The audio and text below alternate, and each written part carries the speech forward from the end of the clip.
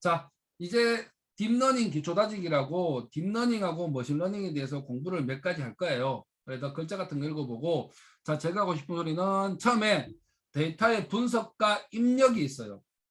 그러니까 내가 인공지능을 돌리려고 하면 데이터가 있어야 돼. 그 데이터를 기반으로 해서 인공지능을 만든다고. 아직까지 이론적인 토대는 안 배웠지만 형태는 좀 그렇습니다. 그러면 처음에 데이터가 들어왔을 때 그 데이터가 내한테 유리한지 안 유리한지 쓸만한 게 아닌지 판단을 해야 돼. 그리고 분석을 하고 나서 이거를 입력으로 받아들여야 돼.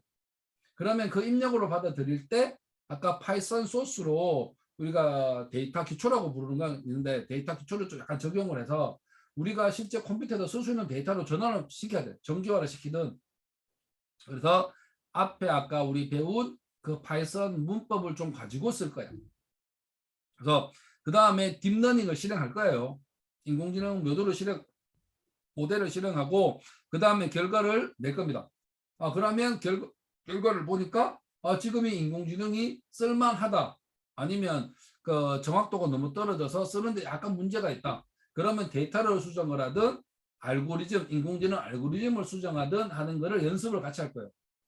자, 그렇게 해서 실제 인공지능을 어떻게 돌아가는지도 알고 나중에 기회가 된다면 인공지능에 관한 이론도 좀 알고 해서 인공지능 소스도 간단하게 만들 수 있으면 좋겠습니다. 그게 저의 목표입니다. 그렇게 알고 계시면 되고. 자, 그 다음에 인공지능을 회기로 알아보는 문제인데, 자, 인공지능에는 크게 우리가 먼저 초기에 배워야 될 게 두 가지가 있습니다. 첫 번째가 회기고, 두 번째가 분류가 있습니다.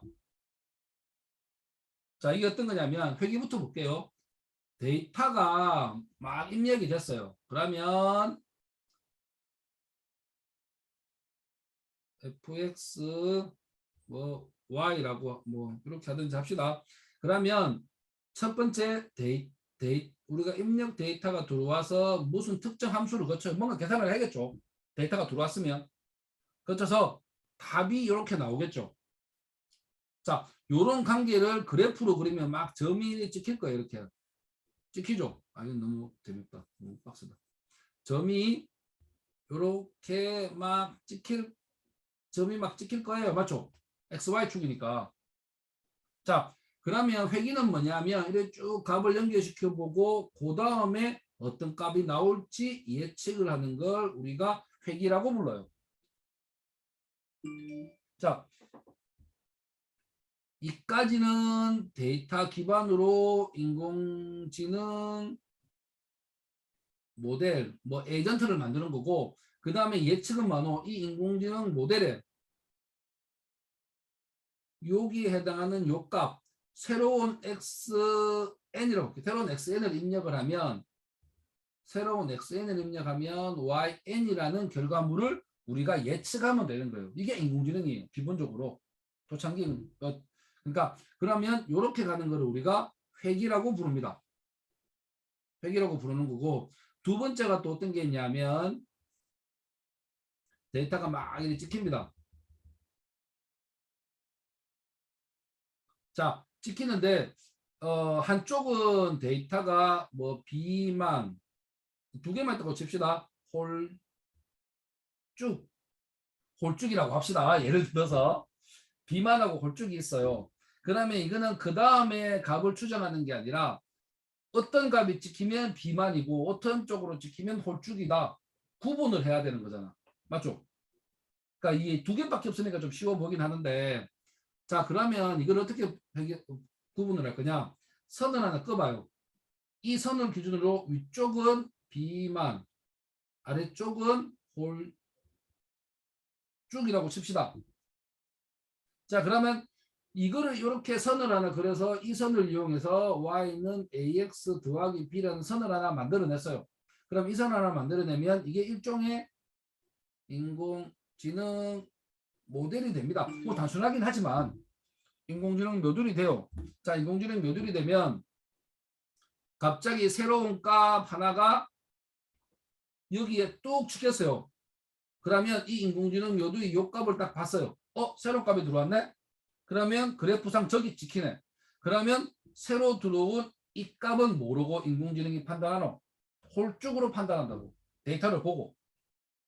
이게 인공지능에서 분류라는 놈입니다.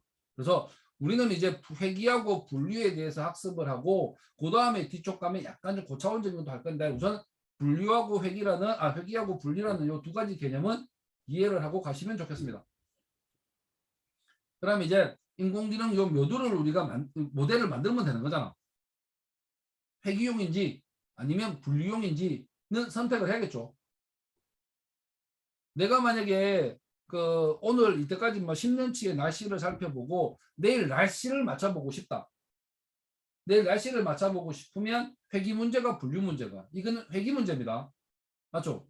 값이 연속으로 찍히고 내일 무슨 값이 찍힐지를 온도를 예측해야 되니까 회귀 문제고 막 데이터가 막 들어왔어. 그래서 어떤 데이터가 들어왔는지 하면 한 학생은 이제 어떤 거냐면 운동을 잘하는 사람 못하는 사람을 구분하고 싶었어. 그래서 체력 같은 거를 수치로 받아와. 그 사람의 달리기 실력, 뭐 왔다 갔다 그런 거하고, 뭐 몸무게, 뭐 근육도 이런 거, 그런 값을 받아와서 운동을 잘하겠다, 못하겠다를 분류한다고 치자.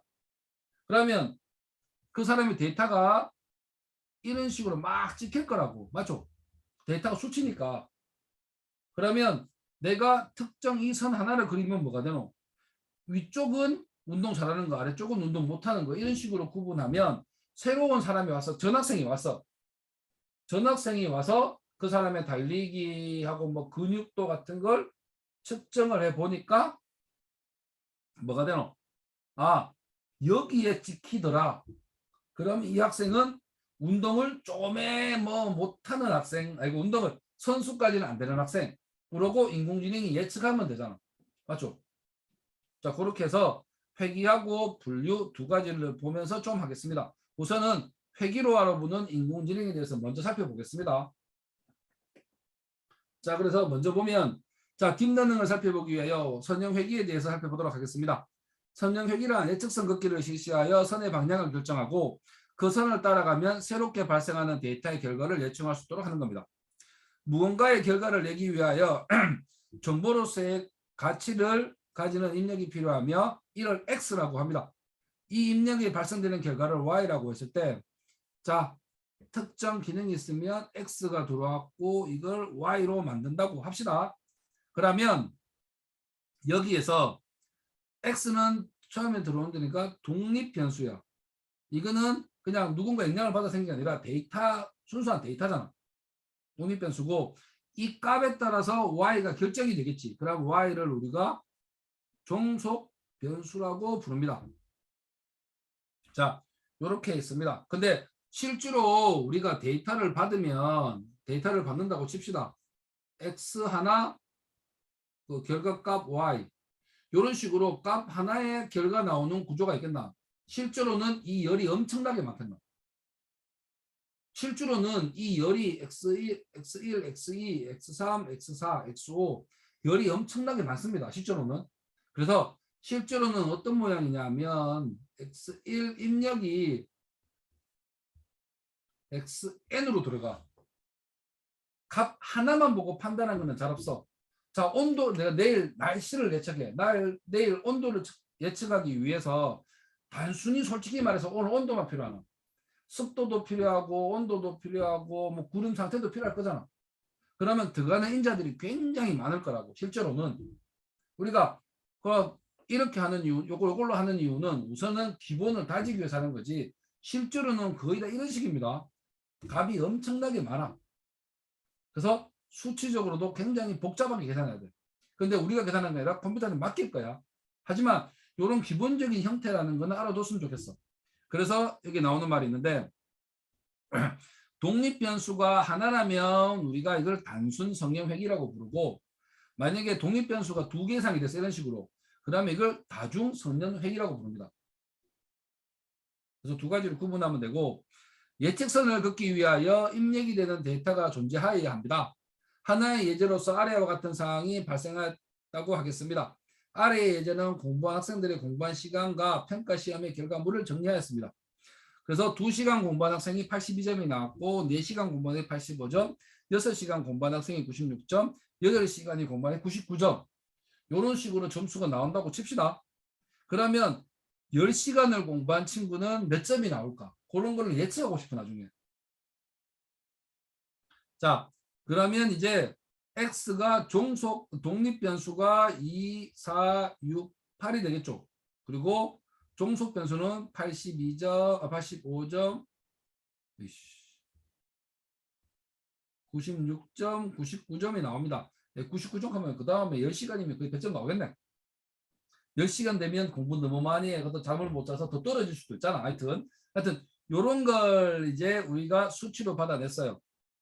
그러면 이거는 뭐죠? F2가 들어오면 82가 되는 거고 F4가 들어오면 85, F6이 들어오면 96, F8이 들어오면 99 이런 식으로 되는 F가 수식을 가질 거야. 그러면 자 여기서 이제 우리가 한다는 게 뭐냐면 보자. 1, 2, 3, 4, 5, 6, 7, 8 이게 뭐 70부터 하죠. 70, 75, 8, 85, 90, 95 요랬다고 칩시다. 그러면 이걸 그려볼게요. 2일 때는 82점 2일 때는 82점 4일 때는 85점 그리고 6일 때는 96점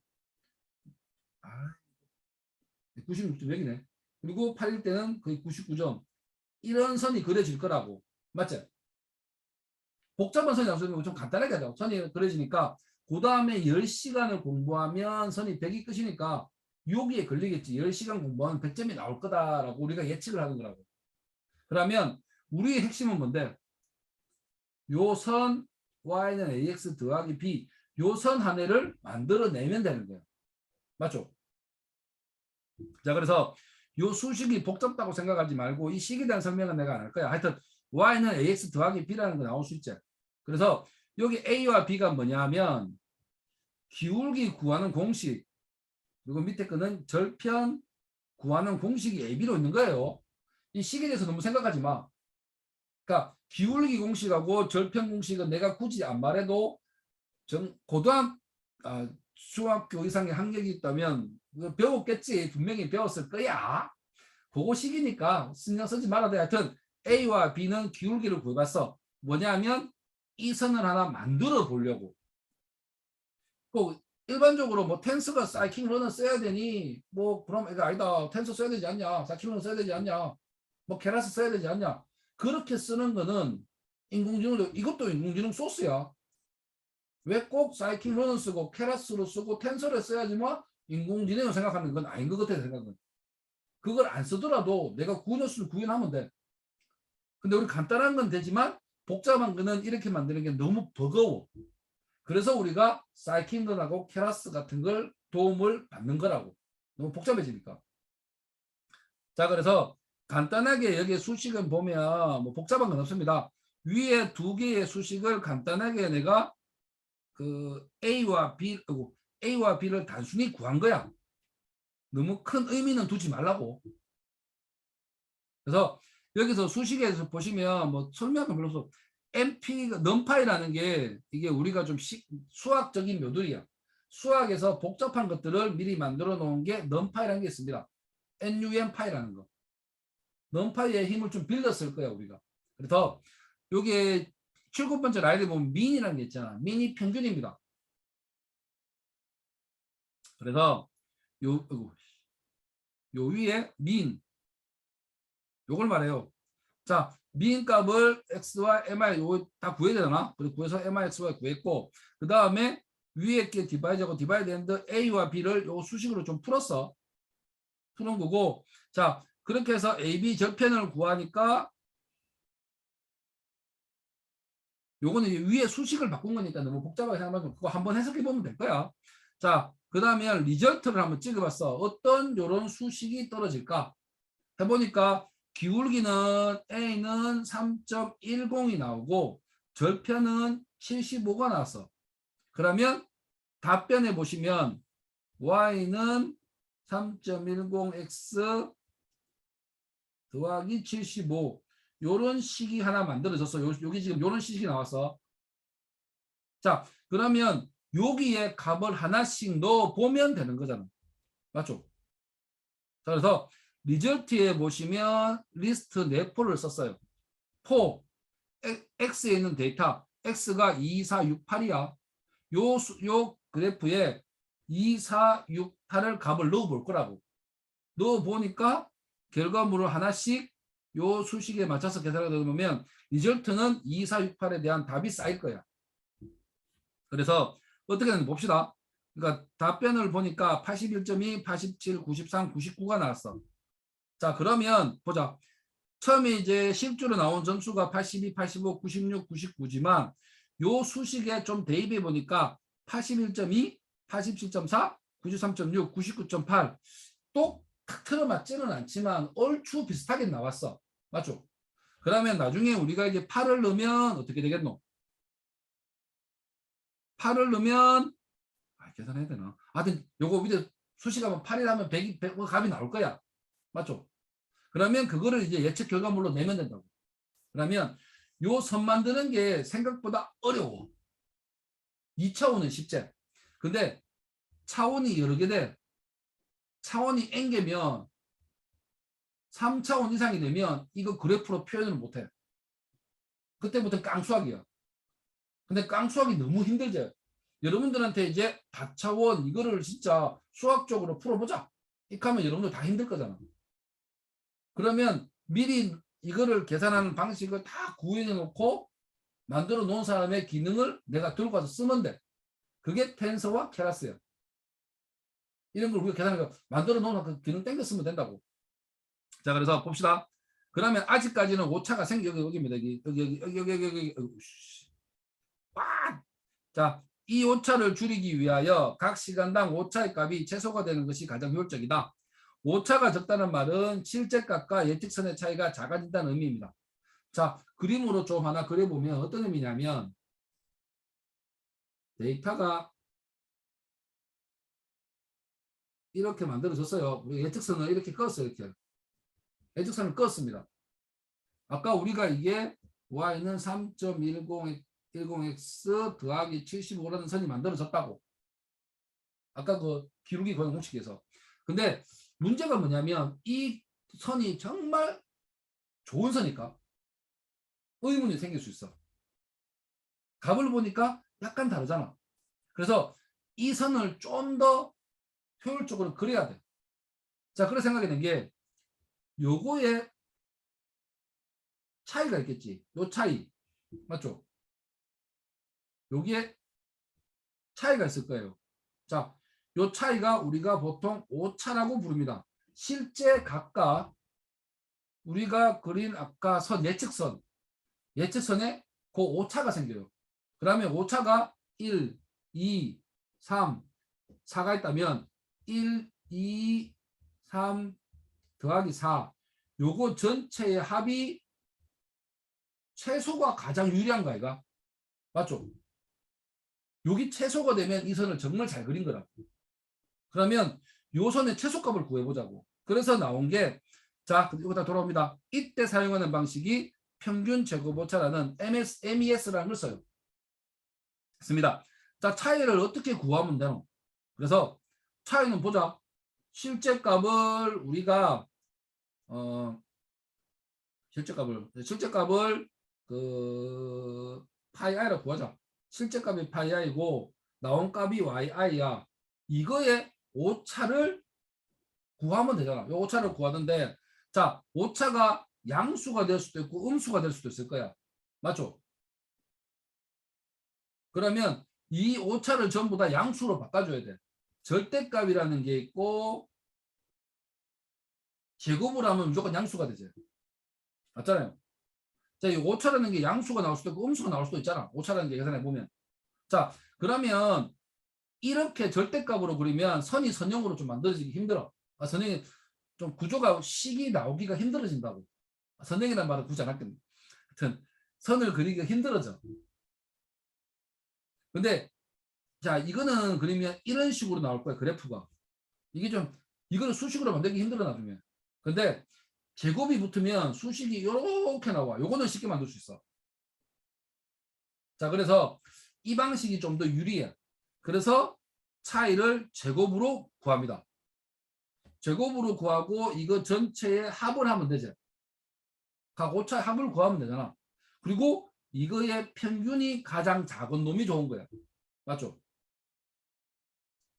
자, 근데 값이 너무 크니까 루트를 씌워. 그게 평균 제곱 큰 오차라고 불러요.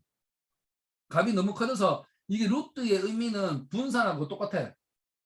그 분산하고 편차 보면 그 값이 크니까 루트 시합부잖아. 값을 줄이기 위해서. 분산의 개념이 하여튼 그 방식으로 값을 줄이기 위해서 루트를 붙인 거야. 루트에 큰 의미는 없습니다. 값을 너무 크기 때문에 줄이기다 쓴 거야. 자, 요렇게 하면 돼. 자, 그러면 요렇게 했을 때 자, 요렇게 하는 걸 봅시다. 그러면 이제 자, 요 밑에 있는 함수는 밑에 있는 소스는 뭐냐 하면 우리가 구했던 게 아까 넘어갈게요. A가 3.10 하고 있고 B가 75. 요게 지금 우리가 구한 값이야. 자, 그래서 비교해 보려고. 임의의 선 하나가 4하고 79를 넣었어. 즉 y는 3.10 x 더하기 75가 있고 비교하려고 4x 더하기 79라는 선도 대충 맞더라 이거야. 그래서 요거를 이제 실제 값의 차이가 있을까라고 이제 계산해 본 거예요. 그래서 여기서 df가 나오는데 df가 뭐냐면 함수라는 겁니다. 함수가 뭔지 잠깐 설명할게요. 특정 기능의 모임이라고 좀 할게요. 특정 기능을 하기 위해서 만드는 게 함수하는 거예요. 자, 그래서 요 설명을 좀 하고 소스 다 돌아가겠습니다. 자, 그러면 이게 함수라는 것도 설명 좀 하자. 여기 내가 있어. 친구가 있습니다. 그러면 이 친구는 기능이 빵 셔틀은 나쁜 말이니까 우유 셔틀로 할게. 우유 셔틀을 하는 친구가 있어. 이런 그렇지. 그렇다. 뭐하노? 그래. 빵 셔틀 말고 우유 사오기. 자, 우유 사오기의 전문적인 친구가 기능이 하나 있다고. 요거를 내가 구현을 해놔. 구현해 둡시다. 그럼 요거는 하나의 덩어리가 될 거야. 우유 사오는 기능만 내가 구현했으니까. 그러면 나는 이 친구의 우유 사오기 기능을 돌리려고 하면 제일 먼저 해야 될 일이 뭐고? 야, 우유 친구한테 친구 하면 친구 누구로 말하는지 모르잖아. 그러면 친구 1이 있고 친구 2가 있습니다. 야는 뭐하지? 분필 가져오기. 분필 가져오기라는 기능이 있어. 이 친구는. 자, 그러면 내가 이 두 친구한테 부탁을 하기 위해서 이 친구 가면 우유 사오겠나? 분필 가져오겠나? 몰라. 확실히 구분하기 위해서 야 친구의 이름인 펑션 1, 펑션 2가 있어야 돼. 맞죠? 펑션 1 해야지 친구 1이 나를 부르는구나 알 수 있을 까이가. 그럼 반드시 친구의 이름이 존재해야 돼요. 자, 그 다음에 그 친구는 우유를 사오면 되는데 이 친구 1이 나를 보고 가만히 있겠나? 우유를 사오겠나? 나는 절대 못 사와. 뭐가 필요하노? 여기서 돈을 줘야 돼. 맞잖아. 돈을 받아야 사올 까이가. 돈을 받으면 사오면 이 친구는 얘한테 뭐 되노? 우유를 전달해 주면 되지. 자, 그래서 우리가 위에 그 돈 같은 거를 친구 입장에서는 입력이 되는 거고 이 친구는 이거 우유를 되돌려 줄래? 이 친구 입장에서는 우유는 출력이 되는 겁니다. 자, 그래서 이제 펑션을 만들어 볼게. 펑션 1이라는 친구는 내한테 값을 던져주는 값을 요 뒤에서 받아. 요게 입력 처리야. 그리고 기능을 수행해. 그리고 마지막에 되돌려줘야 되죠. 그때 우리가 return이라는 말을 씁니다. return하고 우유를 해주면 돼. 그러면 우리가 나를 F1이라고 부른 친구한테 되돌려 줄 거야. 이렇게. 맞죠? 그러면 나는 펑션 5나 내가 100원 줄게. 이렇게 불러야 된다고. 맞죠? 펑션 5나 100원 줄게. 그 다음에 내가 되돌려 왔으니까 우유가 지금 우유라고 하지 말고 값이 500이라고 칩시다. 그러면 펑션 1은 100원을 받고 나중에 리절트라고 이렇게 값을 받아낼 수 있어야 돼요. 나는. 이 친구 부른 나는.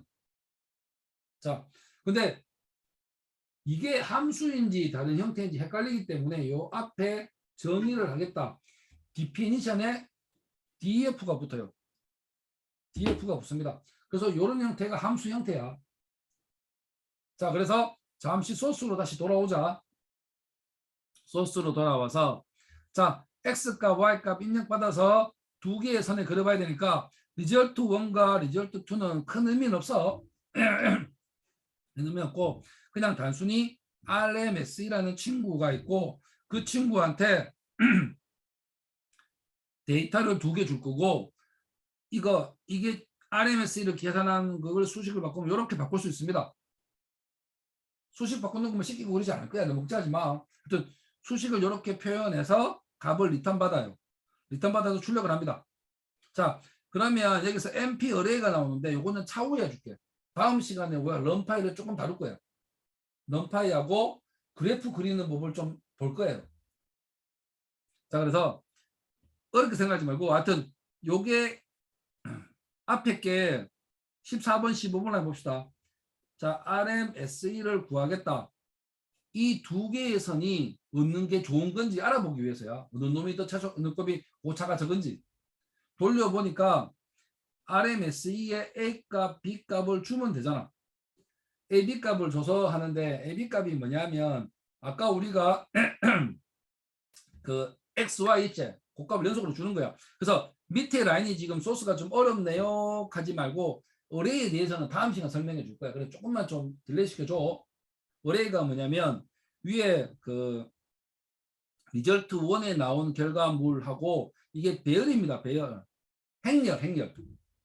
아, 자, 여러분 행렬 배웠나 안 배웠나? 아, 이거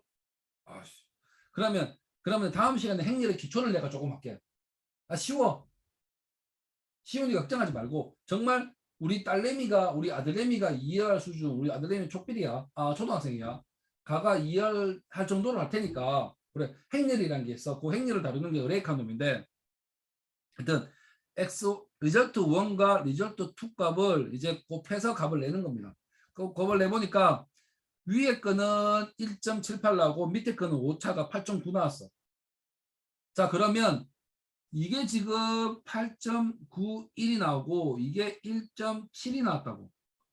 그러면 오차가 누가 적노? 아까 우리 구한 이게 오차가 적잖아. 이게 좀 더 맞다는 거라고. 그래서 우리가 뒤쪽에 가면 이 RMS를 이용해서 여기 있는 요 두 가지를 좀 더 깔끔하게 만들 거야. 그게 우리가 할 일이야. 인공지능 쪽에서. 그래서 수식 같은 건 신경 쓰지 마. 수식은 지금은 우리가 빡시게 만들었지만 나중에 케러스나 텐서러나 불러오잖아. 그럼 이런 수식이 다 만들어져 있어. 그냥 값만 던져주면 지가 계산해줘. 그래서 이 수식 모양에 대해서 너무 걱정을 하지 말라고. 나중에는 이 수식을 쓰는 게 아니고 밑에 좀 보여줄게. 밑에 소스 하나만 밑에 보여주면 자, 소스에서 할 거 많네. 큰일 났네. 소스에서 보면 여기 MSE 적힌 거 보이나? MSE 보이지? 그게 위에 MSE 아까 RMS 수식이야. 그냥 나는 MSE를 쓰겠다라고 말만 해주면 알아서 계산해줘. 그런데 최소한 MSE가 뭔지 그거는 알아야 될 거야. 이거. 어떤 놈인지는. 그래서 요거를 미리 어디 갔노? 아니네. 이거를 미리 보여준 겁니다. 이해를 해야지만 나중에 인공지능 소스를 만들 때 MS를 이렇게 그 이제 평균 제곱근 오차를 구해서 요 선을 좀 더 효율적으로 만드는 거구나라고 생각하시면 돼요. 자, 그렇게 해서 비교해 보니까 값이 좋았다. 자, 위에 예제에서 평균 제곱근 오차를 구해 보았습니다. 우선은 위의 책에서 XY 값을 최대한으로 충족하는 가운데 예측선을 만들어 보았습니다. 이때 나온 기울기 전편과 임의의 기울기하고 임의로 우리가 가짜로 만들어 본 거 임의값 가짜로 만든 4와 전편 79와는 비교가 됩니다. 확실히 해보니까 3.10 위에 게 있는 그 선긋기가 혹시 낫더라. 자, 출력물의 RMS의 값이 비교하면 예측선으로 만든 값이 적지만 임의로 만든 배정의 기준권의 절편값이 오차가 커지는 걸 할 수 있습니다. 이제는 이 평균 제곱권 오차를 줄이는 것이 좋은 예측선 긋기 위한 필요한 부분입니다. 맞죠? 그래서 이를 위하여 경사하강법이라는 걸 써요. 자, 보시면 아까 우리가 여기서 제곱이 들어가잖아. 제곱이 들어가면 좋은 게 뭐냐면 제일 최소값 구하는 게 좀 쉬워져. 절대값보다 좀 쉽다고 수식상. 그래서 RMS가 제곱권 때문에 그리면 밑에 요 그림처럼 만들어집니다. 이 그림처럼 만들어지니까 이제 마음대로 이 지금 이상한데 그래프가 요렇잖아. 쓰면 이 여기가 뭐가 되노? 여기가 최소값이 돼. 맞잖아. 여기가 최소값이야. 자, 아까 우리가 RMES가 RMS이다. RMS인데 S가 루트에 뭐 안에 제곱 있잖아. 형태를 뭐 n분의 1 다 빼고 그냥 제곱의 형태라고. 루트도 빼 그냥 제곱의 형태라 하자. 제곱의 형태면 이런 선이 그려진다고. 맞죠? 제곱이니까. 그러면 이게 최소가 되는 게 가장 좋다라고 했잖아. 그럼 여기가 최소라고. 근데 이 값을 바로 구하기 너무 힘들어. 그래서 어떻게 하느냐? 여러분이 하는 거 아니야. 컴퓨터가 알아서 해줘. 하여튼 원리는 알고 가자고. 값을 여기 값을 한번 넣어봐. 최소값이 아니네. 밑에 나오네. 이렇게 지그재그로 가다 보면 언젠가 놀러 가겠지. 그래서 경사를 보면 미분을 하면 이게 요 점에서 미분을 하면 여기 기울기가 나와. 맞죠? 여기 기울기는 0이야. 맞죠? 기울기가 0이 될 때까지 계속 내려간다고. 그럼 기울기 0이 돼. 그러면 요때가 최소구나 라고 판단한다고. 자, 그렇게 해서 가는 방식이 경사항법입니다.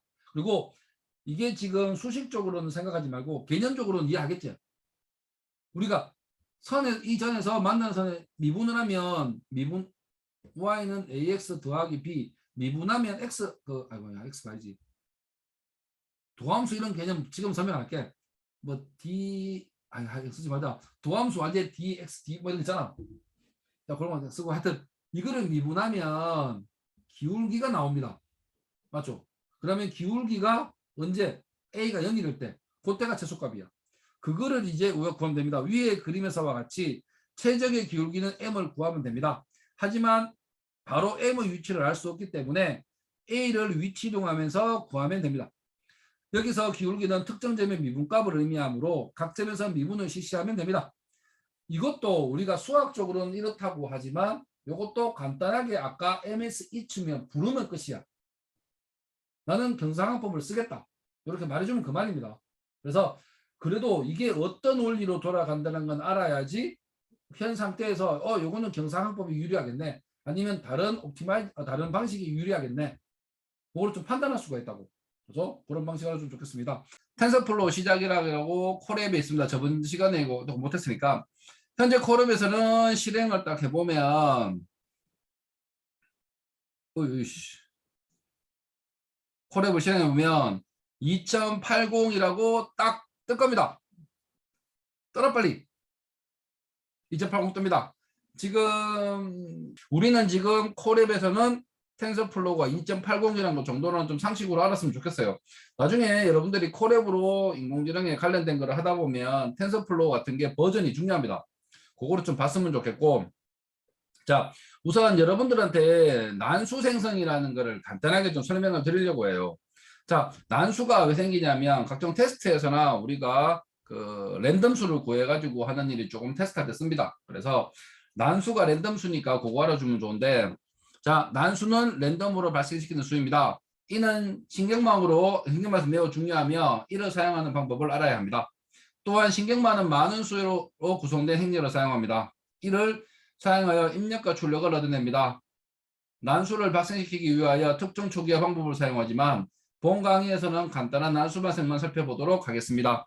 자, 입력과 출력을 하는데 난수를 발생해 특정 초기화 방법을 사용하지만 돼 있지만 이게 무슨 소리냐면 예전에 제가 했던 것 중에 그 y는 ax 더하기 b라는 수식을 제가 한번 써봤을 거예요. 이렇게 해서 이렇게 했을 때 선을 하나 그린다. 이게 y는 ax 더하기 b다. 이 선을 기준으로 해서 분류를 하건 회귀를 하건 한다고 했습니다. 그래서 이거 가중 요거 두 개 값 있어요. 요거를 우리가 오메가라고 부르고 이거를 나중에 바이어스라고 부르는데 이거 두 개 값을 초기화하는 것이 굉장히 큰 문제입니다. 어떻게 정할 것이냐 이게 가장 큰 문제라서 이거 두 개를 진짜 랜덤으로 정하는데 랜덤으로 하니까 이게 시간이 너무 많이 걸린다. 그래서 이제 특정 초기화 방법으로 우리가 뭐 방법은 제가 나중에 가서 설명해 줄게요. 실제 우리 소스가 짤때된 방법인데 특정 방법을 이용해서 우리가 랜덤을 이 값을 해서 랜덤을 정해서 이 값을 끝내 맞추는 걸로 가요. 그런 얘기니까 그거 한번 그거니까 그거 한번 보시고 자, 그 다음에 이제 유니폼은 균등분포를 말하고 그 3이라고 적힌 게 있잖아요. 3은 세이프를 말하는데 행렬을 말해요. 행렬의 모양이 3이라는 거는 원소가 3개 있다는 소리예요. 어떤 소리냐면 1, 2, 3 하고 3자입니다. 3이 있는 이런 거를 의미합니다. 자, 3을 의미하는 거고 그 다음에 3은 하나의 원소에 3개를 갖는 건데 하나의 원소가 3개를 갖는 행렬을 말합니다. 그래서 여기서 이제 균등 분포하고 아유 오늘 글자가 잘 안 써주노. 상식 알아두면 좋은 게 균등 분포 하나가 나왔습니다. 그 다음에 노멀은 정규 분포를 의미합니다. 세이프의 모양은 동일하지만 0과 1은 다른 의미를 가집니다. 되어 있습니다. 네, 그 사이에 정규 분포라고 제가 좀 쓰겠습니다. 자, 여기도 수학적으로 너무 빠지면 안 되니까 간단하게만 설명하면 균등 분포라는 건 쉽게 말해서 주사위 던지기라고 생각하시면 돼요. 자, 예를 들어서 확률이 0부터 1부터 했을 때 1, 2, 1, 2, 3, 4, 5, 6 나오는 확률이 전부 다 6분의 1로 같습니다. 이렇게 하는 걸 우리가 균등 분포라고 불러요. 자, 그래서 여기서 지금 첫 번째 보면 TF 랜덤 유니폼 됐습니다. 유니폼은 균등 분포죠. 자, 원소 밑에 결과값을 먼저 보시면 결과값 한번 볼게요. 결과값을 보시면 원소 3개짜리를 만들겠다. 그 다음에 0과 1의 사이에서 0과 1 사이에서 원소가 3개인 행렬을 하나 만들겠다는 뜻이 tf.random.uniform입니다. 균등 분포니까 0에서 1 사이에서 균등한 분포로 값을 찾아내는 거예요. 자, 그 다음에 정규 분포라는 의미는 뭐냐면 좀 실험적 수치라고 좀 생각하시면 쉬울 것 같습니다. 실험적 수치. 자, 여러분들이 그 대학교 1학년 고등학생의 키를 구했어요. 고등학교의 키를 구하면 예를 들어서 고등학생 남자가 162 평균 키라고 합시다. 너무 작나? 아니야, 클 거야. 평균 키라고 하면 보통 어떻게 나와요? 요렇게 일명 포화송 이런 분포가 나와요. 실험 수치로 말해보면 이런 분포가 나올 거예요. 여기가 한 160이라고 잡읍시다. 이렇게 나오는 분포를 우리가 정규 분포라고 보통 불러요. 모양은 포화송 분포 모양이고 근데 실험적 수치로 해서 보통 나오는 게 이런 식으로 많이 나옵니다. 왜냐하면 평균에서 흩어져 있잖아. 그래서 그걸 정규 분포라고 부르고 자, 그래서 보시면 자 밑에 한번 봅시다. 자, 이제 0은 생성되는 수의 평균이고 1은 편차를 말합니다. 자, 그러면 두 번째 TF 랜덤 로말에서는 원소가 3개 평균이 0이고 표준 편차가 1이라는 거는 뭡니까? 0에서 0이 평균이에요. 그럼 음수가 나올 수도 있고 양수가 나올 수도 있겠죠. 각 숫자 간의 표준적으로 편차가 1이 만들어진다 그러니까 여기 보시면 밑에 거 보시면 마이너스도 나오고 0값도 나오고 마이너스 1값도 나와요. 또 이게 뭐냐면 그러니까 평균이 0, 표준 편차가 1인 요렇게 비슷한 데이터를 만들어주는 게 노말입니다. 자, 그래서 우리가 이제 실험을 하기 위해서 정규 분포를 따른다, 균등 분포를 따른다라고 말을 하면 정규 분포는 이제 평균과 표준 편차에 대한 이야기라고 좀 생각하시면 되고, 균등 분포라고 얘기하시면 여기 나오는 값들이 똑같은 확률로 무언가가 존재하는구나 라고 생각하시면 쉬울 거예요. 그래서 제가 최대한 정규 분포하고 균등 분포 말은 배제는 하겠지만 필요한 상황 시에는 제가 정규 분포니 균등 분포니 그런 말을 할 거예요. 그때는 균등 분포는 똑같은 확률로 주어지는 뭐구나. 그리고 정규 분포는 평균이 있고 표준 편차라는 놈이 존재하는 거구나. 자, 요거를 가지고 좀 보시면 좋겠습니다. 자, 그리고 이렇게 간단하게 한번 여러분들한테 알았으면 좋을 걸 적어놨고요. 그리고 이제 이 콜랩은 계속 말하는 거지만 여러분들한테 파포식으로 하면 이해하기 힘들 것 같아서 제가 하고 싶은 말을 싹 다 적었어요. 그러니까 좀 읽는 게 좀 많을 수 있으니까 좀 이해를 부탁해요. 자, 우리 몸 안에 수많은 뉴런을 서로 긴밀히 연결되어 신경 말단에서 뇌리까지 곳곳에 자신의 역할을 수행합니다. 그런데 뉴런이 뭐냐 하면 사람의 뇌가 있잖아요. 뇌 안에 보면 데이터를 받고 계산을 하고 이거를 다음에 전해주는 요런 세포가 몇 쪽에 있다 했나? 엄청 많대요. 요거를 우리가 뉴런이라고 부른다. 즉 뇌세포입니다. 뇌세포. 뇌세포라고 생각하시면 돼요. 이처럼 복잡하고 어려운 조합의 결과가 바로 인간의 생각입니다. 그러면 뉴런과 비슷한 메커니즘을 사용하면 인공적으로 인간이 하는 생각과 같은 결과를 낳을 수 있다는 생각으로 인공지능이 출발을 하였습니다. 자, 초창기 때는 그게 아니라 듀오주의가 먼저 시작했고 그 로젠블라라는 사람이 인간의 뇌과학이 이제 발달하니까 뇌의 뉴런을 따서 만들자. 그래서 퍼셉트론이라는 게 발달하게 됐어요. 하여튼 이러한 상상과 함께 출발한 연구가 바로 인공신경망입니다. 이하 줄여서 신경망이라는 분야입니다. 뉴런과 뉴런 사이로 새로운 연결을 만들기도 하고 필요에 따라 위치를 바꾸는 것처럼 여러 층의 퍼셉트론을 연결시키고 복잡하게 조합하여 주어진 입력과에 대한 판단을 하게 됩니다. 그것이 바로 신경망의 기본 구조입니다. 이게 생각을 하면 데이터가 들어오면 뉴런들이 막 이렇게 있을 거예요. 다시 뉴런끼리 데이터가 이렇게 막 다 연결돼요. 모든 게 다 연결되고 마지막에 답이 하나가 나오는 구조가 됐어요. 자, 그림이 좀 제가 모호하게 그렸는데 그 뉴런이란 세포들이 서로 다 연결되어 있어요. 연결되어 있는 구조가 좀 말하는 겁니다.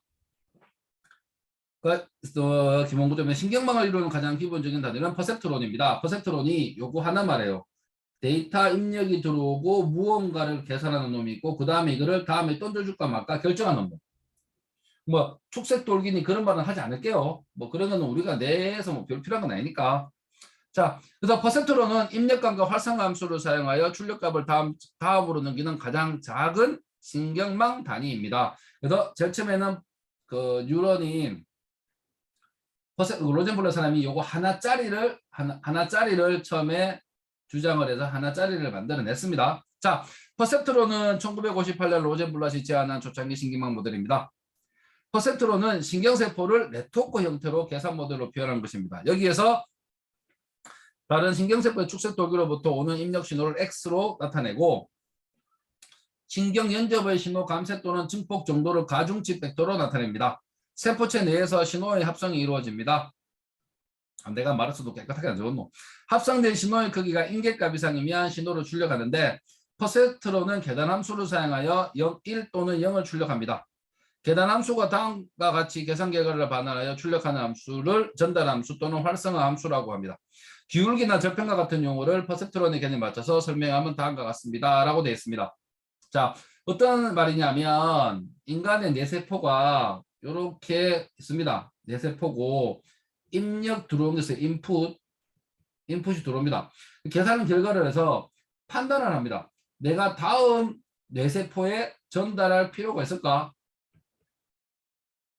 이게 아프시라면 그러니까 여기서는 계산 그리고 활성화 함수라는 놈이 다음에 전달할 필요가 있는지 없는지를 판단해요. 무조건 다 전달할 필요는 없잖아. 머리에서 뇌세포고 활동이.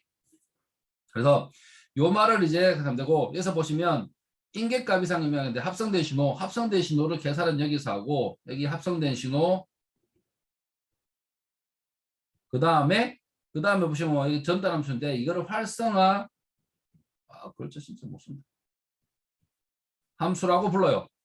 자, 요거를 이제 계산하기 위해서 우리가 쓰는 게 아까 저번에 배운 y는 ax 더하기 b 요런 수식을 통해서 만들어내요. 만약에 입력 신호가 x1, x2, x3, x4가 있다면 실제로 값은 a1, x1 더하기 a2, x2, a3, x3, a4, x4 더하기 b 이런 식으로 만들어집니다. 실제로는. 근데 우리가 되게 복잡하니까 입력 신호가 하나로 생각하고 요거라고 보통 많이 써요. 그래서 실제 지금 y는 ax 더하기 b라고 되어 있지만 실제는 이런 형태라는 것도 알아두시면 좋겠습니다. 왜냐하면 x가 그 무슨 결과를 내기 위해서 우리가 그 데이터를 받으면 표가 여러 개 있잖아. 표 중에서 하나를 쓰면 x 입력값 열값이 여러 개 있잖아요. 이 열 전체가 뭐예요? 마지막 결과를 만들어주는 변수에 불과해. 맞죠? 그래서 이런 공식이 하나 만들어지는 공식 같은 건 너무 신경 쓰지 말고 우리는 간단하게 이 공식으로만 우선 다뤄보겠습니다. 자, 그러면 이 공식에서 이제 우리가 유도를 할 건데 저번에도 봤다시피 이 그래프에서 이 선을 내가 왔다 갔다 그려야 되나요? 맞죠? 그리고 적정한 선을 맞춰내야 된다고. 자, 그러다 보니까 기울기라는 A가 존재해야 되고 그리고 Y값을 오르락내리락 해서 Y 절편 두 개가 존재해야 돼요. 자, 그런데 우리는 실제 그래프에서는 그렇게 표현하지만 우리는 이제 A 값을 얼마나 실제 Y 값에 반영을 할까의 문제예요. 그래서 실제로 우리 이거를 인공지능에서는 오메가라 부르고 가중치라고 부릅니다.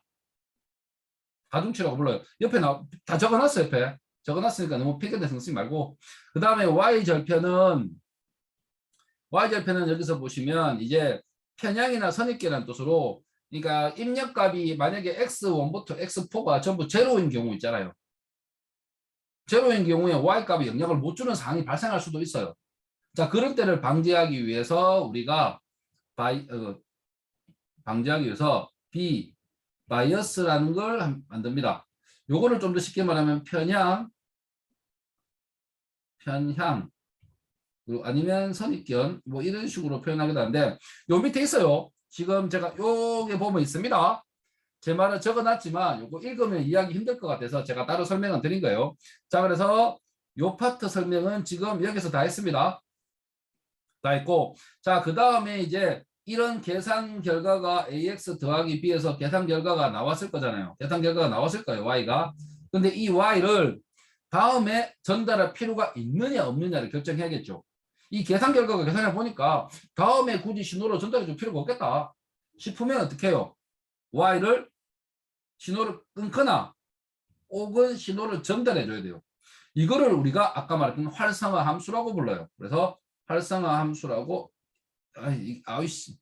활성화 함수라고 여기에 있습니다. 여기에 활성화 함수라고 부릅니다. 자, 그래서 이제 그러면 이거를 이용해서 실제 우리가 인공지능이 제대로 돌아가는지 테스트를 하고 싶었어요. 그래서 퍼센트론이 이제 처음에는 엔드 연산이나 오화 연산을 쉽게 만들어냈습니다. 제가 이제 사용을 보고 이제 읽는 게 너무 힘들 것 같으면 설명을 좀 바로 할게요.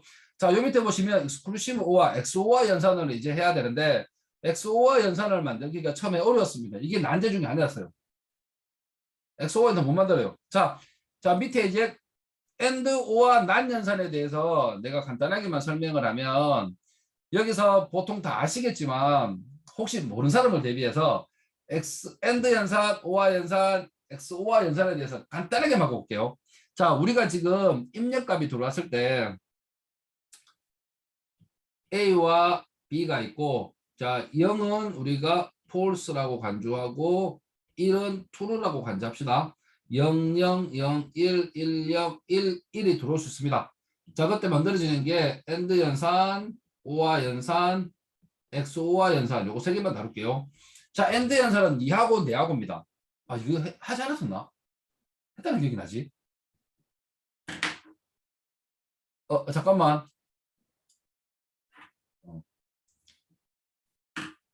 잠깐 끊어서 미안한데. 아, 그래? 그거는 미안해. 기호 빠져있다고 내 링크 그대로 주소 복사해서 올리는데 안 되더나. 뭐. 아이씨 미안해. 기호가 빠졌지. 지금 될 거야. 자, 엔드 연산 가자. 엔드 연산은 둘 다 1이 놓으면 0, 0, 0, 1입니다. 내가 저번에 설명한 기억이 있어가지고 요것만 설명할게.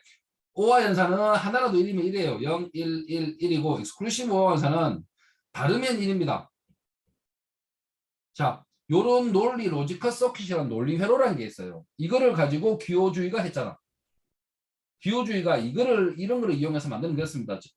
아, 지금 했었죠, 이거. 하여튼. 자, 그런데 지금 문제가 요 연산이에요. 자, 요 연산인데, 다시 일로 돌아와서, 자, 지금 옆에 그림을 보시면, 엔드 연산 같은 경우에는 옆에 그림을 보시면, 요런 그래프에서 여기가 1, 0, 0, 1, 0, 0, 여기가 1, 1이라고 칩시다. 자, 빨간, 1인 경우만 생각을 해보시면, 나머지는 다 0인데, 여기만 1이에요. 1 나오죠. 0, 0, 0. 그러면 이거 두 개를 분리하려고 하면 선 하나 끄면 돼요. 이거는 y는 ax 더하기 b선을 그릴 수 있습니다. 이거는 퍼셉트론으로 풀 수가 있었어요. y는 ax, b 하나만 있으면 되나? 그러면 입력신호 두 개, 퍼셉트론이 답을 낼 수 있는 방법이었어요. 자, x, y가 나오고 리절트가 나오는데 이거를 풀 수 있었다고. 자, 그리고 옆에 OR 연산 똑같습니다. OR 연산도 잘 보시면 여기가 1, 0, 0, 0이고 나머지 여기가 1, 1, 1, 1, 여기도 1입니다. 자, 그러면 이 선을 그리면 돼. 이 선도 충분히 y는 ax 더하기 b선으로 표현이 가능했습니다. 근데 문제는 요 선이에요. 지금 이제 이걸 이제 누가 냈냐면 밑에 마빈 민스키가 1969년에 퍼셉트론즈에서 대물었던 거예요. 마빈 민스키는 기호주의의 대가입니다. 그분이 너가 과연 이 문제 풀 수 있어? 하고 내는 문제예요. 그래서 자 봅시다. 여기가 판서가 안 돼가지고 찾아야 돼 빨리. 아이고 씨. 자 실제로 이제 보시면 여기가 0, 여기가 0, 1, 1입니다. 이 선을 그려보라 했어요. 좀 잠깐만 갈게요. 좀 옆에 좀 잠시만 보면서 이 선을 그리면 지금 0, 0, 1, 1 이거를 선 한 개로 분류할 방법은 없어요. 즉 y는 ax 더하기 b로 할 수가 없다고. 자 예를 들어서 이 선도 안 돼, 이 선도 안 돼, 이 선도 안 돼, 이 선도 안 돼, 이것도 안 돼. 선이 한 개로는 도저히 없어. 선을 만들면 잘 보면 우선은 이 선 한 개, 0분리하고 이 선 한 개, 선이 무조건 한 개, 두 개, 선이 두 개가 존재해야 돼요. 자, 너가 그래 주장하는 연결주의 좋다. 그러면 선이 두 개다. 그러면 퍼셉트론 이 하나짜리로 그 로젠블라라는 사람이 한 개짜리만 주장을 했으니까 이거 한 개로 과연 풀 수 있냐를 묻는 거예요. 이때 못 풀었어요. 이게 지금 그 당시가 10년 동안 이거를 인공지능 침체기로 만들었던 거예요. 요 문제는 못 풀어서. 자, 그래서 자 그러면 과연 어떻게 풀 것이냐. 이거를 이제 1980 몇 년도인가 그때 그 과학자 수학자하고 물리학자인가 그 두 분이 이 문제를 풀었습니다. 어떻게 하느냐. 옆에 그림과 같이 여기가 0, 여기가 0, 여기가 1, 여기가 1입니다. 어떻게 하냐. 요 선을 이렇게 밑으로 평면을 접습니다. 평면을 접어요. 평면을 접으면 여기가 0 되겠죠. 이 평면을 접었으니까 이 평면을 접고 선 하나 그려요. y는 ax 더하기 b 선을 하나 그립니다. 이 선 하나로는 자 봅시다. 1, 1, 0, 0 분류가 됩니다. 이 방식으로 풀어냈어요. 이게 우리 인공지능 신경망에서는 정말 이게 중요한 일이었어요. 자, 왜 중요하냐면 이때 요거 접는 거를 만들어내므로써 뭐 생기냐면 선 한 개, 선 두 개. 자, 즉, 저 앞에 A평면과 뒤에 보이는 B평면을 따로 계산해서 나중에 합쳐서 결과를 내면 되지 않냐라는 일명 처음에는 퍼셉트론. 자, 줄여서 우리가 단층 퍼셉트론이에요. 하나밖에 없는 거. 여러 개 합치는 게 나온 게 다층 퍼셉트론이 나오게 되었습니다. 이거 덕분에 우리가 딥러닝이니 뭐니 만들어진 거예요. 그래서 그러면 이거를 이해하고 푸는 게 가장 급선무입니다. 이거를 이해하고 풀 수 있으면 그 다음에는 여기에 다층에서 레이어만 더 붙이면 돼요. 그때부터는 쉽습니다. 우선 요 개념을 이해해야 되니까, 자, 그래서 옆에 그림과 같은 이런 조합이 만들어져요. 자, 그래서 A평면, B평면을 만들 수 있고, A평면, B평면이 우리가 보통 뭐 히든 레이어 뭐 하기도 하는데 레이어 하나 만들어줘요. 즉 우리가 요거를 요거를 우리가 레이어라고 불러요. 레이어. 그래서 실제 복잡한 그림을 그려보면 어떤 식이냐면 인풋이 이렇게 들어옵니다.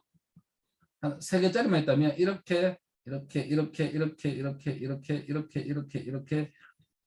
연결이 되고, 그 다음에 2개짜리 1개짜리라면 자, 요렇게 해서 인풋, 요걸 아웃풋이라고 부를 때 우리가 여기를 입력층이라고 부릅니다. 입력을 담당해주는 레이어라고. 그리고 여기를 우리가 출력층이라고 부르고, 여기를 우리가 히든 레이어라고 불러요. 실제 여기서 돌아가는 걸 우리가 추측하기가 굉장히 힘들어요.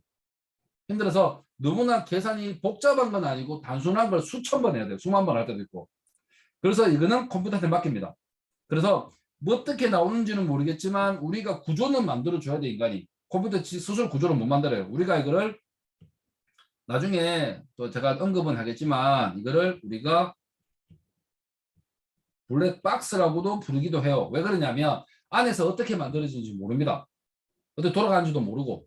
그거를 좀, 자, 이렇게 알았으면 됐습니다. 자, 그러면 이제 우리가 엑소와 연산을 푸는 거를 이해해야지만 진짜 다층 퍼셉트론이 어떻게 돌아가는지를 이해할 수가 있어요. 그래서 다층 퍼셉트론에서 제가 그림을 한번 그려봤는데 이때부터는 좀 중요해서 읽으면서 갈게요. 자, 하나의 퍼셉트로 구성된 것에서 하나의 층이 추가된 방식이 다층 퍼셉트로 갑니다.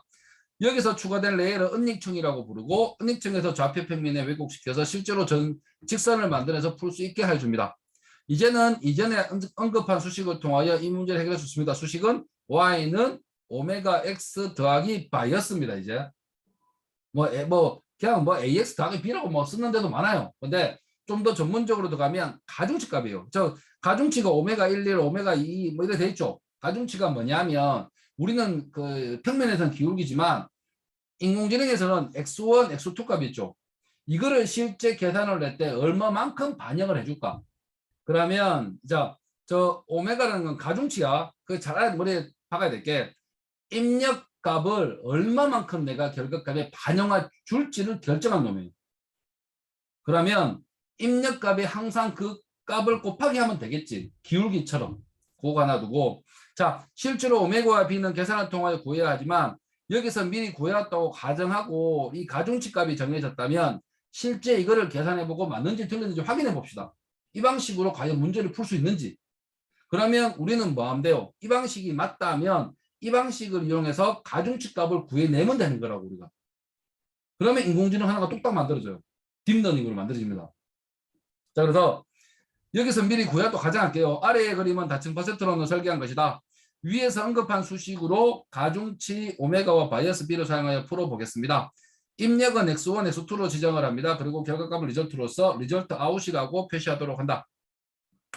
그리고 퍼센트론에서 해당 회로의 선택 유무를 결정하는 함수를 활성화 함수라고 하는데, 만약에 0 이하로 나오면 값을 0 전달해 줄 필요가 없다는 소리예요. 결과값을. 그리고 0 초과값이 나오면 1로 출력하여 함수를 사용합니다. 그래서 이걸 우리가 시그모이드 함수라고 합니다. 이거를. 활성화 함수는 시그모이드 방식을 선택하고 뭐 탄젠트 방식도 여러 가지 방식이 있어요. 근데 최근에는 RELU라는 레루로 사용하고 요즘엔 또 레루 변형이 또 다소 사용되기도 해요. 하여튼 지금 여러분들이 알아야 될 건 시그모이드하고 레루라는 방식이 있습니다. 뒤에 가서 다시 설명을 할 거니까. 하여튼 활성함수는 이런 거 있다. 활성함수 하는 역할은 만약에 0이 하면 0, 0 초과하면 1. 이게 신호를 전달할지 안 할지를 판단해 주는 놈이에요. 자, 그래서 밑에 거를 좀 식을 보시면, 자, 이게 좀 이 그림이 좀 작지만 좀 보일 거라 생각하고, 처음 여기 이게 판서를 못 해가 x1이 있죠. x1 값의 다음 레이어에 오메가 1이라는 인자가 전달이 돼요. 그러면 x1 값이 오메가 12의 가중치로 적용을 받아서 다음에 전달되는구나. 맞죠? 그 다음에 밑에 x2 값을 보시면 x2 값이 돼요. x2 값이 히든 레이어 또 하나의 퍼셉트론이잖아. 뉴런이잖아. 거기 전달하니까 여기는 오메가 1이라는 가중치를 적용받습니다. 그래서 x2 곱하기 오메가 1 맞죠? 그 다음에 위에 B1이 있는데 이걸 편차항이라고 불러요. 편차항은 바이어스라고 부르고 이게 존재하는 이유는 좀 많은 이유가 있지만 x1과 x2 값이 00이 올 때가 있어요. 수치적으로 00이 오시면 가중치가 어떻게 적용이 되든 간에 무조건 결과값은 0이 나옵니다. 맞죠? 그런 걸 보좌하는 이걸 편차를 보존해 주는 역할이에요. 자, 이거를 우리가 바이어스라고 부릅니다. 요거의 결과물을 이제 다음에 전달할지 안 전달해 줘야 되는 게 우리가 그거를 시그모이드라고 불러요.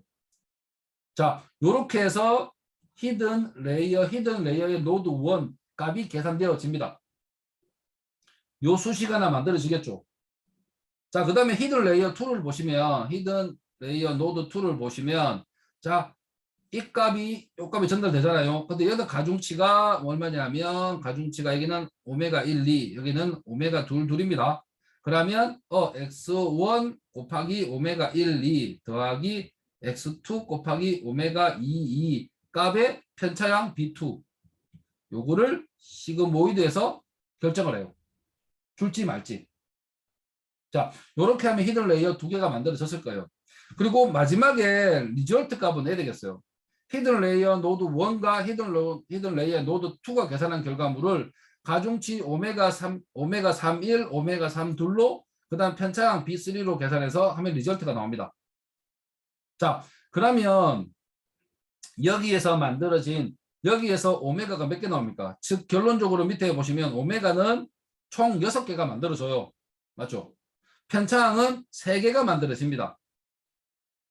이것들을 실제로 계산하는 게 매우 힘들고 아까 내가 말했지만 이 오메가하고 바이어스 값 있죠. 이거를 처음에 우리가 그 오메가 값하고 이 값을 둘 다 랜덤으로 정합니다. 이 랜덤으로 정하는 것 때문에 인공지능의 속도가 조금 느려요.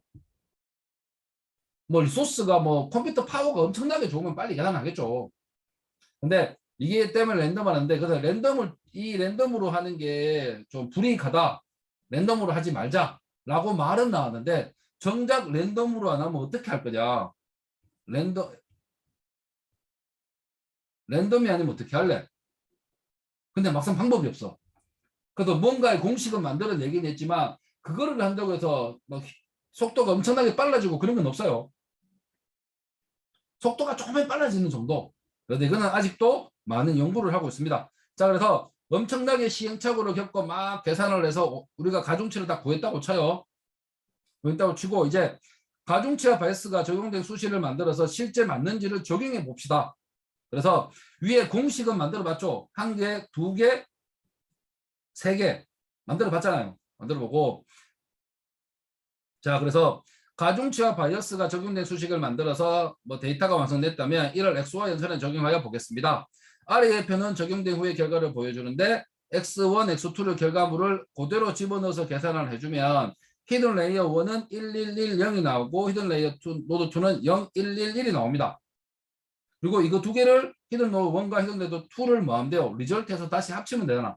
합치는 결과물이 0110이 나왔습니다. 자, 이거를 보시면 답이 맞아요. 이거를 처음에 못 풀었는데 다층 레이어를 하니까 답이 나오기는 나옵니다. 근데 문제는 오메가하고 바이어스 구하는 게 조금 벅차다. 그런 문제가 좀 있긴 있지만 구할 수는 있어요. 그러면 인공지능에서는 이거를 이제 참신하게 푸는 방법을 고민을 많이 했겠죠.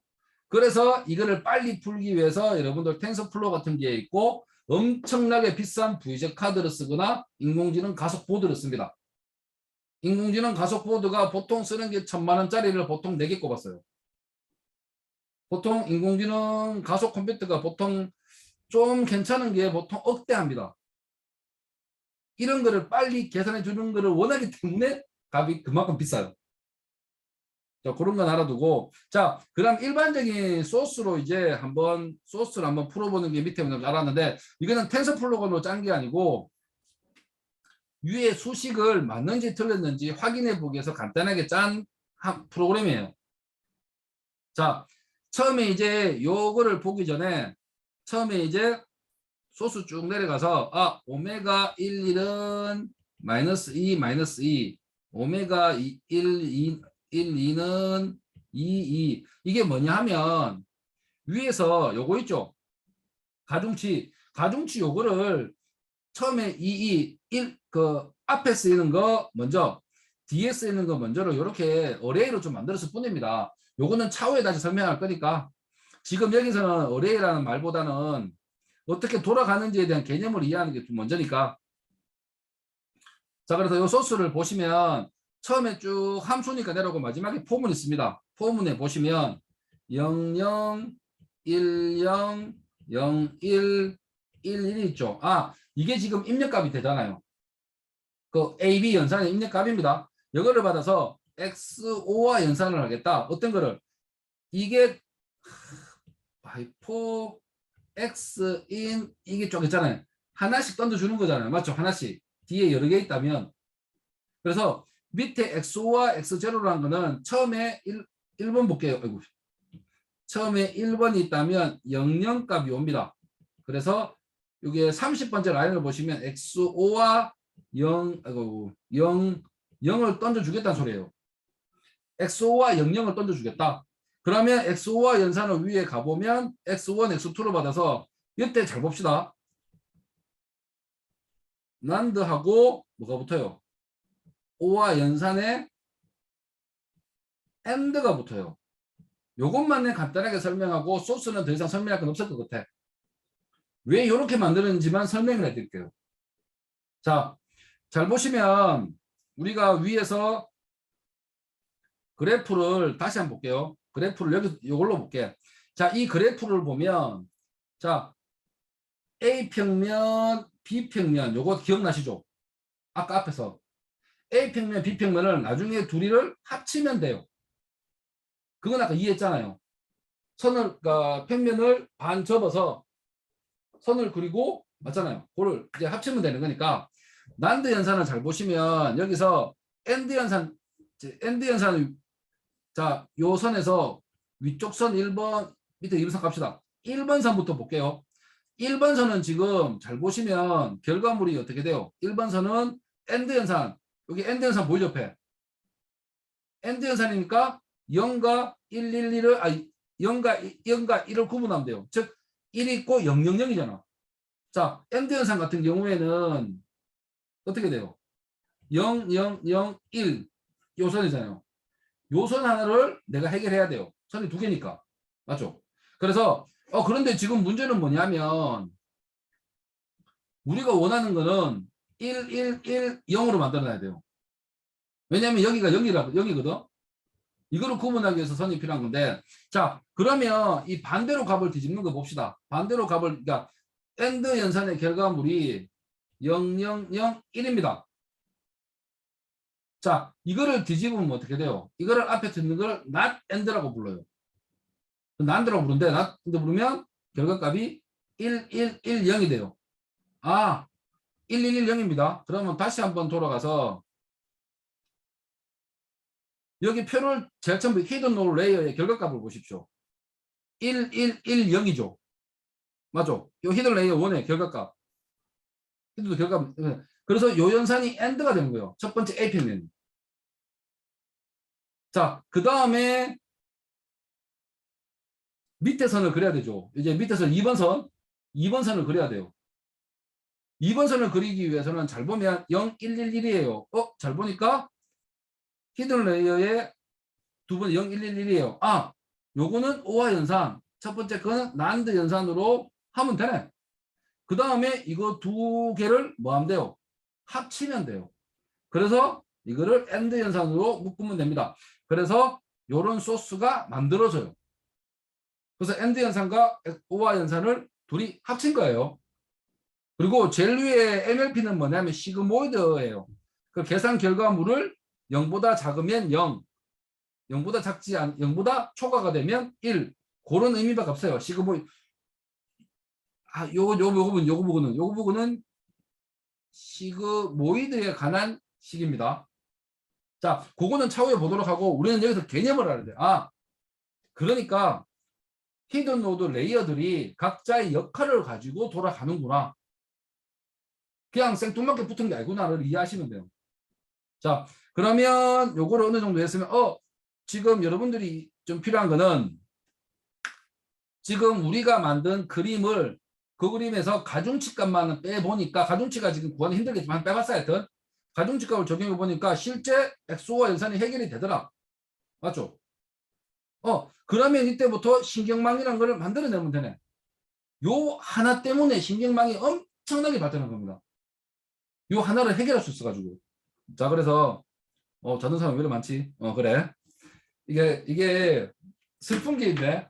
딱 보는데 내 얘기가 너무 어렵나? 억수로 쉽게 설명한다고 하고 있는데 자, 요게 기본적으로 좀 이해가 중요한 거라서. 자, 그러면 신경망을 봅시다.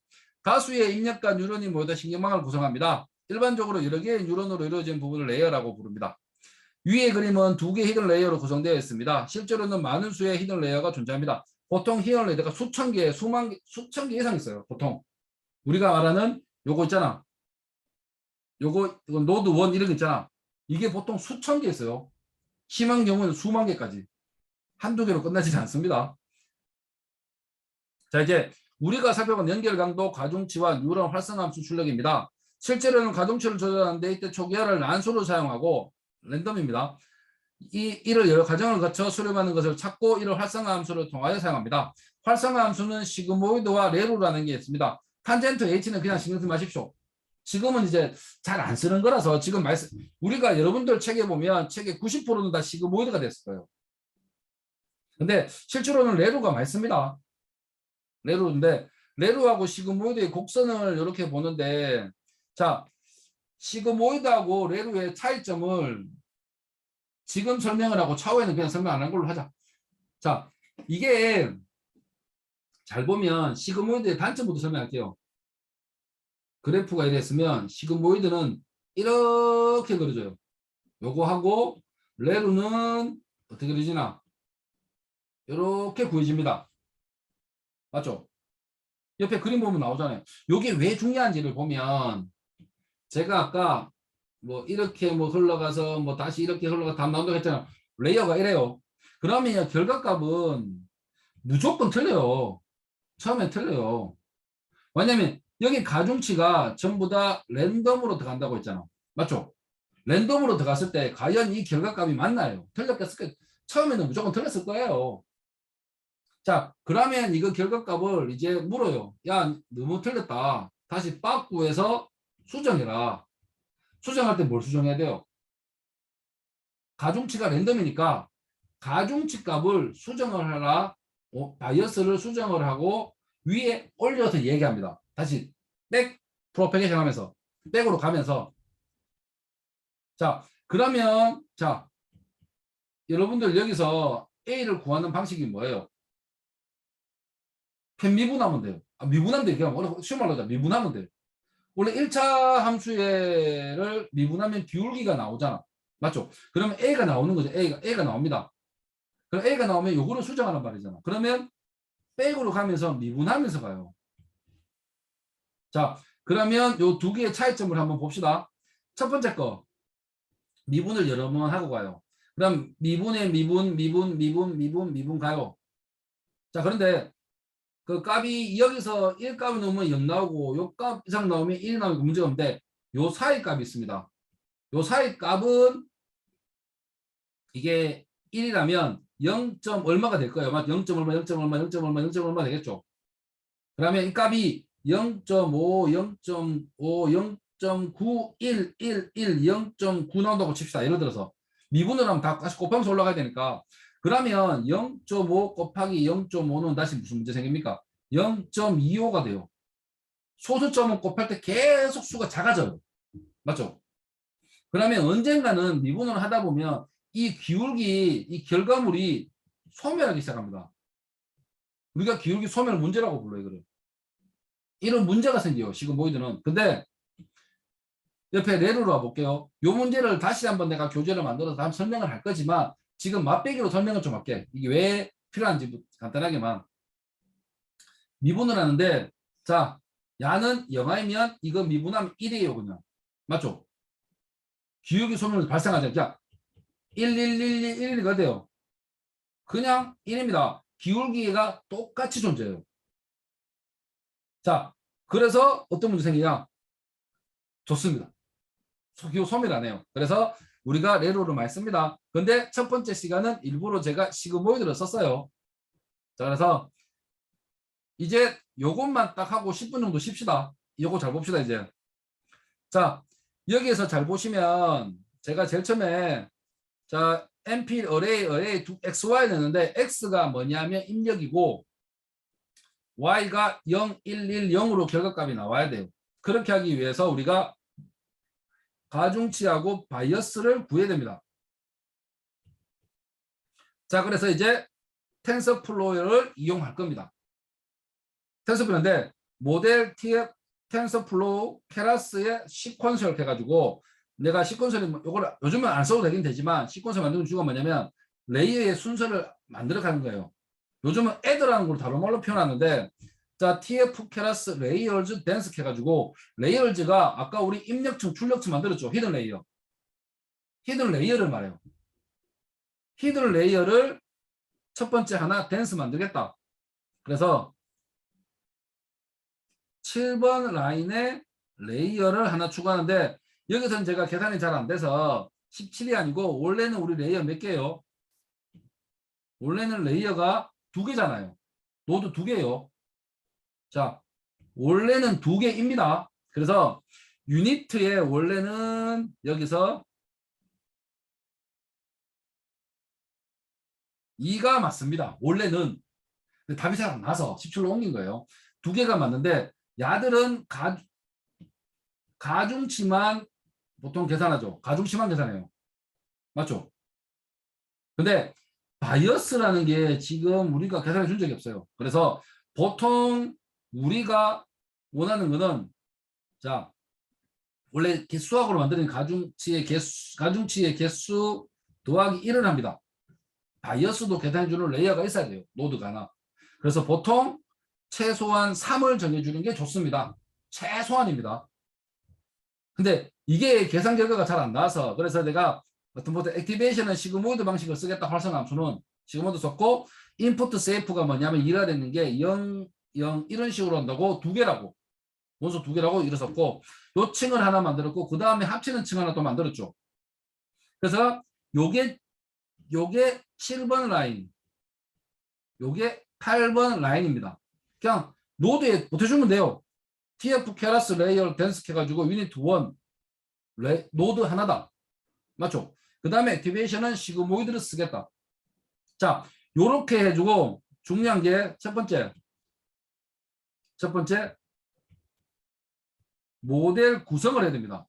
모델 구성이 6번 라인부터 9번 라인입니다. 요게 모델 구성이에요. 그러면 요거를 보면 레이어 2개 입력값이 요렇게 오니까 자, 이렇게 요거를 만든 게 7번 라인 요거를 만든 게 7, 8 라인입니다. 근데 3을 해준 이유는 바이어스도 솔직히 여기 하나 더 들어가야 돼요. 자, 그래서 이렇게 3을 했고 그 다음에 컴파일은 뭐냐면 요렇게 레이어 요렇게 모델을 만들었으면 뭐 해줘야 돼요? 구동을 시켜줘야 되잖아. 맞죠? 구동을 하는 게 우리가 컴파일입니다. 자, 컴파일에 보시면 옵티마이저가 SGD가 뭐냐면 경사하강법이에요. 확률적 경사하강법을 해가지고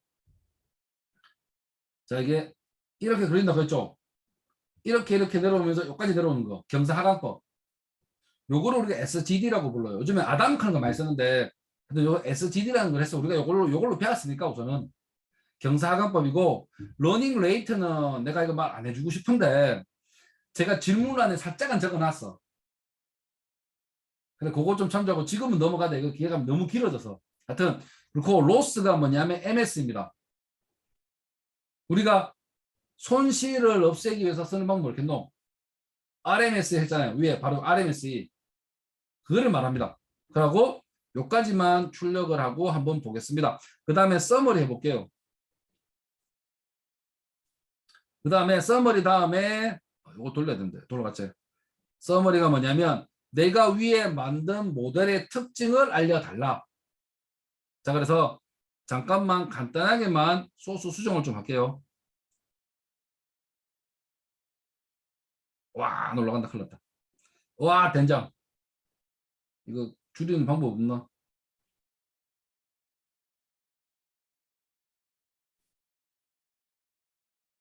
어쩔 수 없다. 그냥 하자.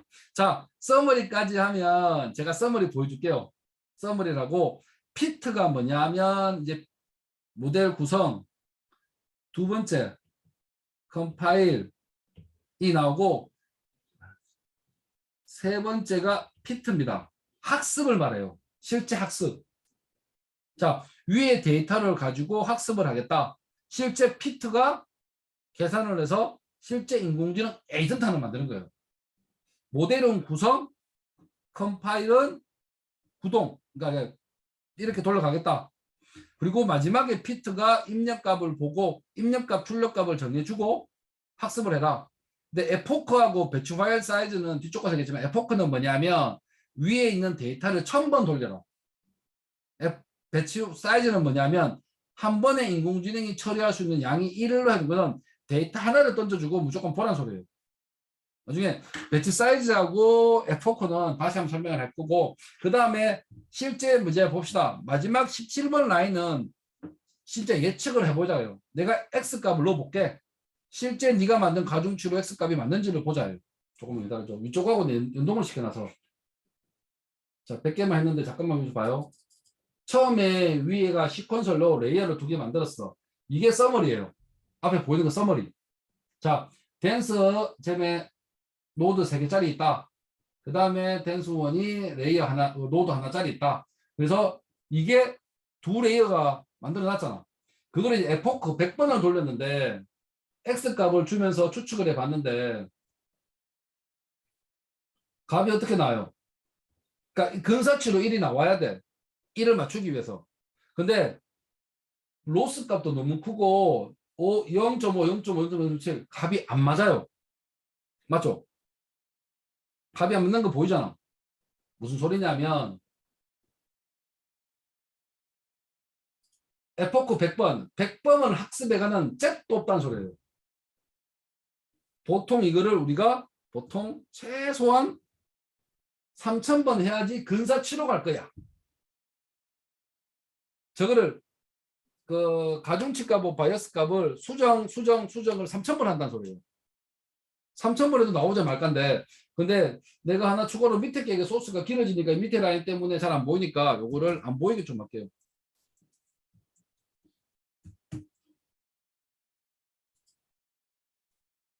그래서 원래는 그렇게 한 번씩은 밑에 보이는 거 있죠. 그게 다 한 번씩 돌아가는 거예요. 볼보스 0으로 하면 결과값이 3000번 돌리면 시간 좀 걸립니다. 자, 올추 3000번 돌리니까 결과값이 0.1, 0.99, 0.99, 0.08 나왔죠. 자, 이거를 이제 정수값으로 좀 이제 잠깐 수정을 하면 0110이 나와요. 최소한 3000번 정도 돌려야지 이 정도 값이 나오는 거예요. 그러면 실제 인공지능이 우리가 노드 레이어 노드가 3개짜리밖에 없는 거예요. 3개짜리밖에 없는 것도 3000번 돌려야지 값이 정해져요.